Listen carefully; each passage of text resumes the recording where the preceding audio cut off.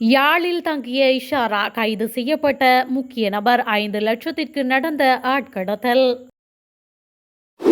வெலிகும லசா கொலையில் ஜேவிபி சர்ச்சையை கிளப்பும் முன்னாள் அமைச்சர்.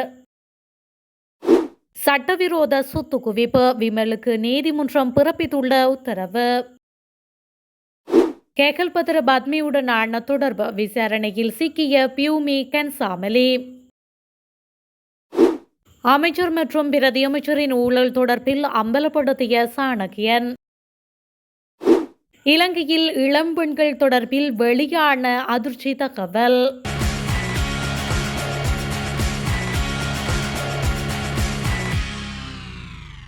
இஷாரா செவ்வந்தி இந்தியா செல்ல உதவிய யாழ்ப்பாணத்தை சேர்ந்த முக்கிய நபர் ஒருவர் இன்று அல்லது நாளை கைது செய்யப்படுவார் என கொழும்பு குற்றப்புலனாய்வு பிரிவு வட்டாரங்கள் தெரிவிக்கின்றன. கொழும்பு குற்றப்புலனாய்வு பிரிவு பாதாள உலக குற்றவாளிகள், போதைப்பொருள் கடத்தல்காரர்கள் மற்றும் பிற குற்றவாளிகளை படகு மூலம் இந்தியாவிற்கு சட்டவிரோதமாக கொண்டு செல்லும் ஒரு வலையமைப்பை அடையாளம் கண்டுள்ளது. இந்த குழுவின் மூலம் கடந்த சில ஆண்டுகளில் குற்றவாளிகள் மற்றும் பாதாள உலக துப்பாக்கி சூடு நடாத்தியவர்கள் உட்பட சுமார் 100 பேர் இந்தியாவிற்கு நாடு கடத்தப்பட்டுள்ளனர் என்பதும் தெரிய வந்துள்ளது. இந்த கும்பலை சேர்ந்த 2 சகோதரர்கள் கேரள கஞ்சா கடத்தல் தொடர்பாக விளக்கமறியலில் வைக்கப்பட்டுள்ளனர். சகோதரர்களில் மூத்தவரான ஆனந்தன் இந்த குழுவின் மூளையாக செயல்பட்டதாக அடையாளம் காணப்பட்டுள்ளார். குறித்த நபர் கைது செய்யப்பட்டுள்ளதாக கொழும்பு குற்ற புலனாய்வு பிரிவு வட்டாரங்கள் தெரிவிக்கின்றன. நேபாளத்தில் பிடிக்கப்பட்டு இந்த நாட்டுக்கு கொண்டுவரப்பட்ட 6 பேரில் இஷாரா செவ்வந்தியும் ஆனந்தனால் இந்தியாவிற்கு கடத்தப்பட்டவர் என்பது தெரிய வந்துள்ளது. அந்த பணத்தை ஜே.கே. பாய் கொடுத்தது தெரிய வந்துள்ளது. இஷாரா செவ்வந்தி கிளிநொச்சி மற்றும் யாழ்ப்பாணத்தில் ஆனந்தன் என்ற கடத்தல்காரரின் 2 வீடுகளில் தங்கியிருந்துள்ளார். இஷாரா செவ்வந்திக்கு கிளிநொச்சி மற்றும் யாழ்ப்பாணத்தில் தங்குமிடம் வழங்கி நாட்டை விட்டு வெளியேற உதவிய 4 பேரும் கொழும்பு குற்ற புலனாய்வு பிரிவால் கைது செய்யப்பட்டுள்ளனர். இஷாரா செவ்வந்தி இந்தியாவிற்கு எடுத்து சென்ற படகையும் அடையாளம் காணப்பட்டுள்ளது. அந்த படகையும் ஆதாரமாக காவல்துறையினரின் காவலில் எடுக்கப்பட உள்ளது.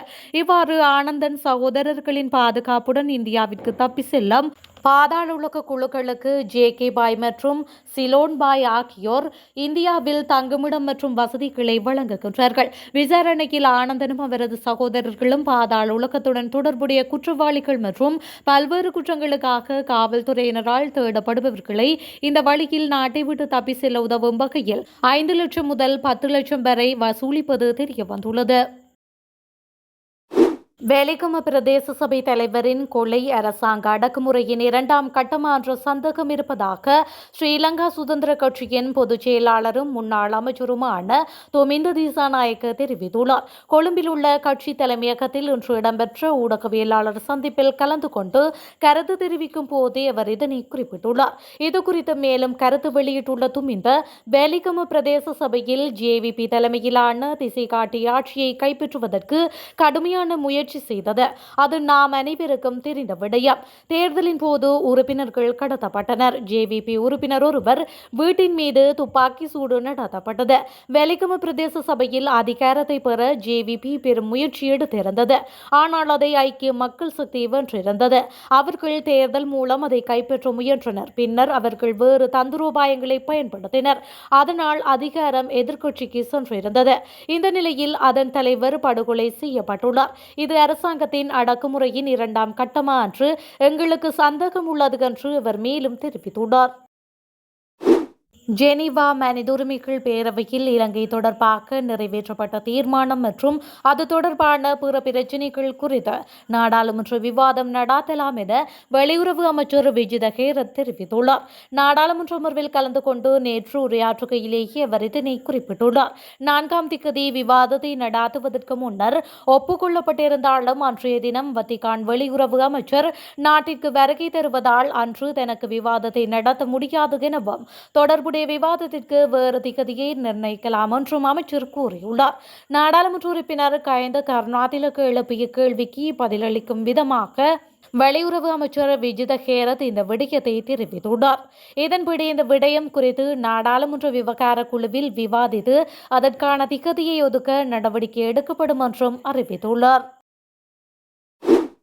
அமைச்சராக இருந்த காலத்தில் விமல் வீரவன்ச கிட்டத்தட்ட 75 மில்லியன் ரூபாய் மதிப்புள்ள சொத்துக்கள் மற்றும் நிதியை சட்டவிரோதமாக சம்பாதித்ததாக கூறி அவருக்கு எதிராக லஞ்ச ஒழிப்பு ஆணைக்குழு தாக்கல் செய்த வழக்கின் விசாரணை ஒத்திவைக்கப்பட்டுள்ளது. இதுகுறித்த உத்தரவு கொழும்பு உயர் நீதிமன்றத்தில் இன்று பிறப்பிக்கப்பட்டுள்ளது. இந்த வழக்கு கொழும்பு உயர் நீதிமன்ற நீதிபதி முகமது மிகால் முன் விசாரணைக்கு வந்திருந்தது. அதன்படி தொடர்புடைய வழக்கின் விசாரணையை டிசம்பர் 18 மற்றும் ஜனவரி 20ஆம் தேதிகளில் நீதிபதி நிர்ணயித்துள்ளார். வழக்கு விசாரணைக்கு வந்தபோது இந்த வழக்கில் பிரதிவாதிக்கு வழங்கப்பட வேண்டிய அனைத்து ஆவணங்களும் தற்பொழுது வழங்கப்பட்டுவிட்டதாக லஞ்ச ஒழிப்பு ஆணைக்குழுவின் சார்பில் முன்னிலையான கூடுதல் சொலிசிட்டர் ஜெனரல் அசாத் நவாவி நீதிமன்றத்தில் தெரிவித்துள்ளார்.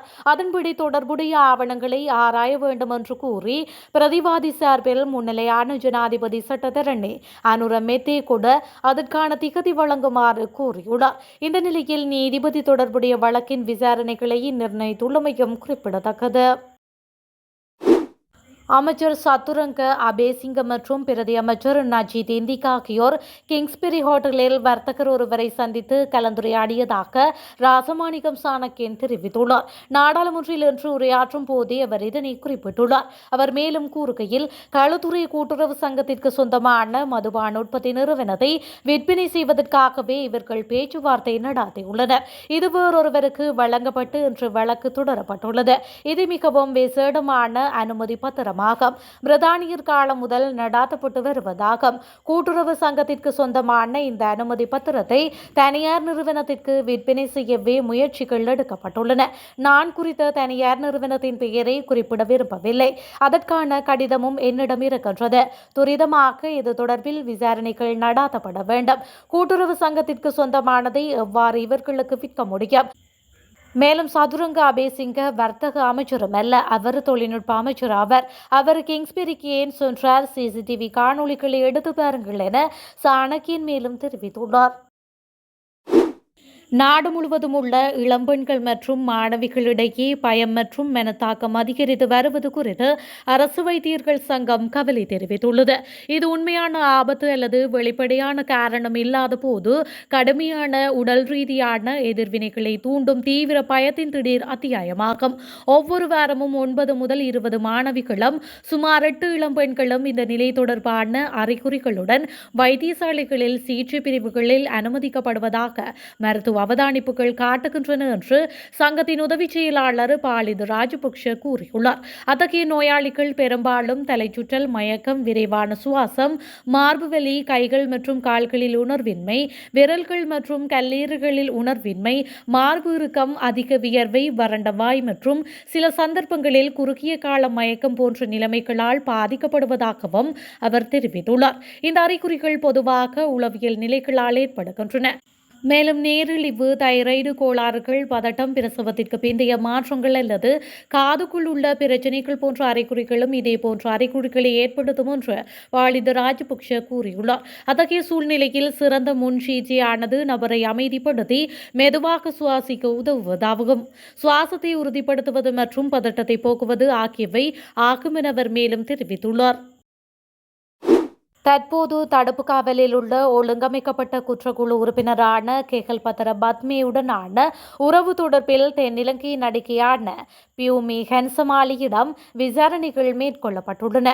பியூமி கன்சமாலியிடம் இவ்வாறு விசாரணைகள் முன்னெடுக்கப்பட்டதை காவல்துறையினர் உறுதிப்படுத்தியுள்ளனர்.